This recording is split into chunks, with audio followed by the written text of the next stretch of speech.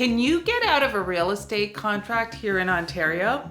Is it easy to do? Well, in this video, I'm going to go through some legal articles online that goes through exactly what happens if you try and get out of a real estate deal.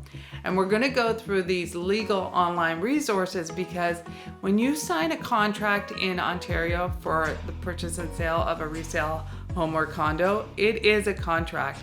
And if you want to get out of that contract, you will need to get legal advice.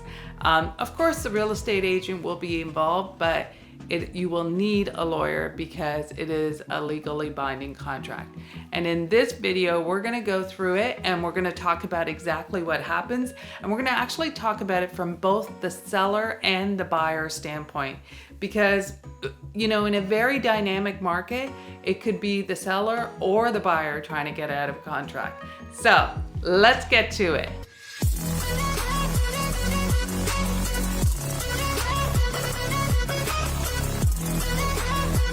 Hi everybody, my name is Connie Sarvananthan and I'm a real estate agent and investor here in Toronto and the GTA. And right now we're gonna go through 3 different articles about what happens when you try and get out of a real estate contract. Okay, so we're going to be looking at 3 different articles today. The first one is from Canadian Lawyer Magazine. The second one is from rates.ca. And the third one is from accesslaw.com. And all of them kind of talk about, you know, buyer's remorse, Ontario, what to do if your home won't sell. The second one is walking away from your home purchase offer, know the consequences. And then the last one is backing out of a deal. That's the one from Canadian Lawyer. I will make sure I link to all of these articles so you guys can read them in full. And they're from all different time points, because like I said, this kind of backing out of deals often happens in a dynamic market. So, you'll see that, you know, it's happened, last time we had a shift in the marketplace between 2017 and 2018. There was also some major stuff in the late 80s as well. So the first thing that we're going to talk about is what is it when it comes to a real estate contract that's really important to know. Okay, so I'm going to start with the Canadian Lawyer Mag article, but I am going to be jumping back and forth between them. So with this article, it says purchasers may regret making an offer on a house, but reneging can be costly. And what they are saying is in real estate sales, the doctrine of caveat emptor rules. And what caveat emptor means is it's Latin for buyer be aware. So the onus is on the buyer to know exactly what they are purchasing. And so that's the first thing you need to know about real estate contracts. Also, what they're saying is there's been a flurry of residential real estate activity, competing offers, bidding wars, and very high prices. And because a lot of buyers have been jumping into the marketplace and the prices have escalated, buyers are also jumping in without making any conditions on the offers. And there's a lot of risk when you don't make conditions on the offers. And now I understand in the Toronto marketplace and across Canada that in order to compete in bidding wars and everything else, you need to make an offer unconditional, sometimes to win, but you also need to understand what the risks are of doing that because there's no backing out of it if that's what you've done. So that's what they're saying here. Hey guys, quick favor, if you are finding value in this content, please like and subscribe or make a comment below. It really helps us out. And if you have any real estate needs or questions, feel free to call, text, email, or WhatsApp, or even better, set up an appointment with us. We would love to help you out. I love talking real estate and I'm happy to talk to you. The other thing I wanted to point out is, why would somebody want to back out of an offer? Well, there's usually like 4 current things, which is what this Access Law article talks about. The first is the buyer can't get financing. So a buyer may have bid on something and not realize that they were actually in over their head. Even when they're with a pre-approved mortgage, it doesn't take much to buyers with a minimum down payment to get rejected by the bank or mortgage broker. So you need to make sure that when you are bidding on a property that you have a pre-approval, you understand that pre-approval, and you understand your down payment. And if you decide to go over on for an asking price, that you understand exactly what you can and cannot do. The second reason why a deal wouldn't go through is their current home is for sale. And this has happened a lot, and I'm guessing it's going to happen a lot because the prices were so active in January and February this year, which is sellers decided that they were going to buy first because they didn't want to be in a situation where they weren't going to be able to buy something. And so they bought a property first, and now they're trying to sell their properties, and their properties may not be selling. And so if that's happening, then their offer on their purchase may be at risk. The third thing is that they bought a new car. And this is true of any sort of major purchase. Buyers forget that their pre-approval is based on their previous debt. So if you add debt to your overall financial picture, then your pre-approval might come down. So what I would say is if you have a pre-approval and you understand it, remember that it's always based on the current debt that you have. So if you're going to add new debt, you want to make sure you talk to whoever gave you your pre-approval and make sure that your pre-approval amount does not change. Because the best way to think about it is your pre-approval amount is made based on what you can afford to pay. And so if all of a sudden that number is going to go down because now you're making a car payment, then you need to understand, okay, what's my new pre-approval amount? And then the final one is the offer is too rich. And that's really about the appraisal not coming in where it should be. So say, you bought a property for $1 million, but every other home in that neighborhood sold for $800,000. Well, the bank is probably going to appraise it for $800,000. So if you were planning on getting your loan to value amount based on the million and not the $800,000, the bank's going to give you less, and you're going to have to make up for that shortfall. So that might be another reason why you can't close the deal. So what does all of this mean? Well, and now we're going to go to the rates.ca article, the consequences of backing out of a purchase. As a buyer, it is imperative to remember the offer is a legal contract. And by walking away from it, you're leaving yourself open to numerous consequences, including losing your initial down payment deposit and even being sued.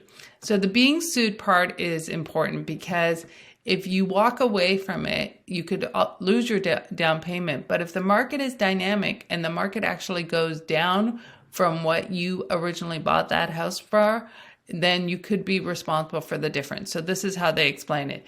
If a buyer is unable to complete a transaction after putting in an offer, they may be liable for much more than their deposit. Here is a scenario. Buyer A puts in an offer for $500,000, signs a contract, but the deal does not close. The homeowner sells to another purchaser for less than the original purchase price. So they originally sold it to buyer A for $500,000.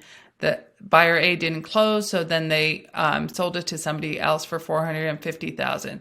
The seller is within their rights to sue buyer A for the difference in the value of the two deals. So buyer A may be on the hook for the $50,000 difference on top of the initial down payment and all the other fees associated with them doing that, whether there be lawyers' fees or all of that. Basically, it's a domino effect is what they're saying. And when you're breaching an agreement by not closing on time, that triggers a series of events where multiple parties can be end up being in breach, and each of them are going to come back to you. So a perfect example is, if this scenario that we talked about, if that seller had purchased another property and needed the sale of this property in order to make their purchase, then again, that's the domino effect that they are talking about. When they are talking about all of this, one of the big things that all of these articles say is that we are going through a very dynamic market right now. Like, we have the Canadian government tightening up mortgage rules, making sure that the stress test is in place to ensure that, if we have increases in mortgage rates, that people who are buying today can still afford their mortgages, a year from now if the rates are higher.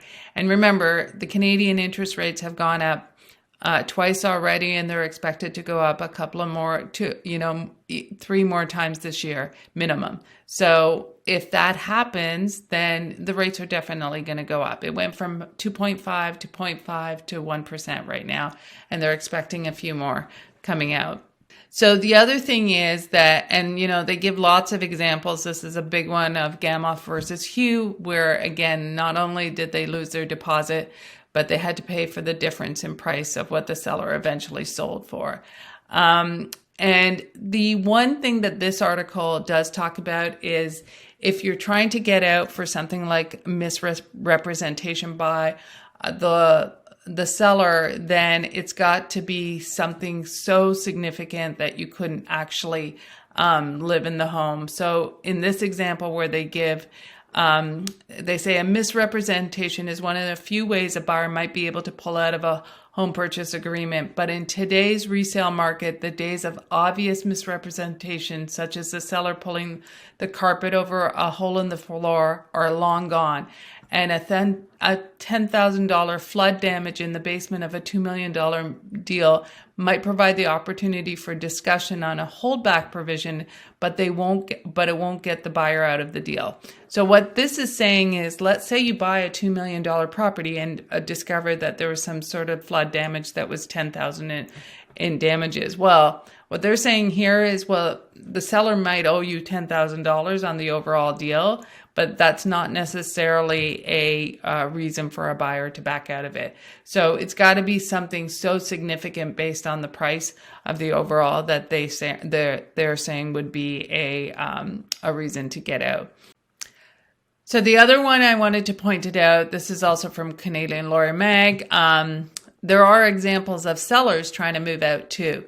So with sellers, they want to move out because they are seeing the market move up and there's opportunities. And so they're like, oh yeah, let's try and get out of this deal because we could probably make more if we sell now. So in this example, there's a Calgary real estate lawyer whose client was buying a condo from a divorcing couple who wanted to drop out of the deal on the premise that they were going to stay together.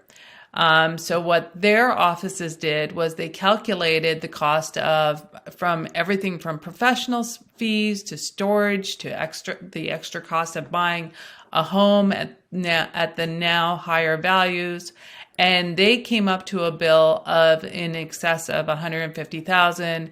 And so they said, if you guys don't close, then this is what, these are going to be the consequences. And so the seller actually ended up closing on this deal. So it's not just buyers sometimes trying to get out of the deal because the market has changed. It's also sellers trying to get out of the deal because the market has changed. All of this to say, remember, this is a legal contract. And if you're trying to get out of a legal contract, then there is going to be consequences and you're going to have to deal with your lawyer as well as your real estate agent.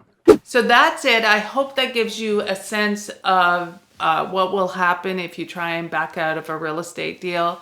Again, I'm not a lawyer, and if you are trying to get out of a real estate deal, you do need to talk to your lawyer and your real estate agent as well to get overall advice. But your lawyer is really the one who can give you all the advice because it is a legal binding contract. Now that said, there's a couple of things that I did want to tell you guys. First of all, if you are trying to get out of, if you are worried about closing your deal, talk to your lawyer and your real estate agent right away and give them as much information as possible so they can try and help you.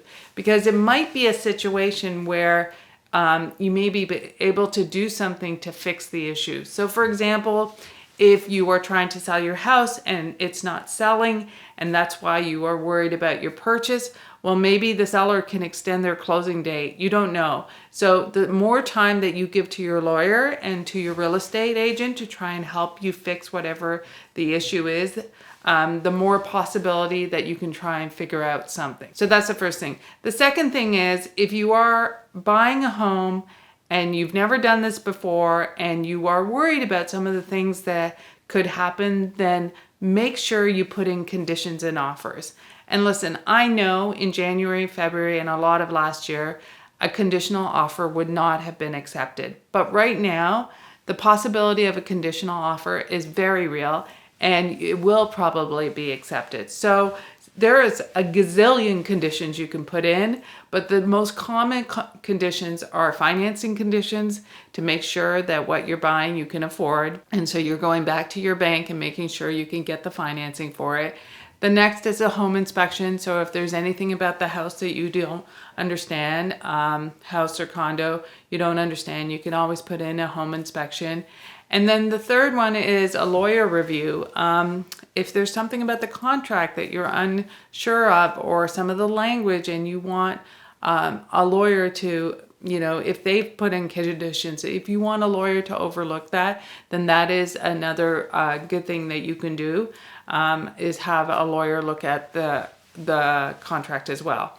And remember, there's all kinds of other standard clauses that are in almost every agreement in purchase and sale. For example, a status certificate review for a condo is very standard. When we buy recreation properties like a cottage, a well and septic inspection is pretty standard. But there's other conditions that if it's specific to you, you can ask to put in. Now, it's not saying the seller will accept any of these conditions, but it's certainly good for you to ask, especially if you're the only offer on the table, because they will consider conditions unlike before. So that's it. I hope you found value in this video. And if you have any other questions or comments, please link them down below. My name is Connie Sarvanandan, and I'm a real estate agent and investor here in Toronto and the GTA. Thanks for watching.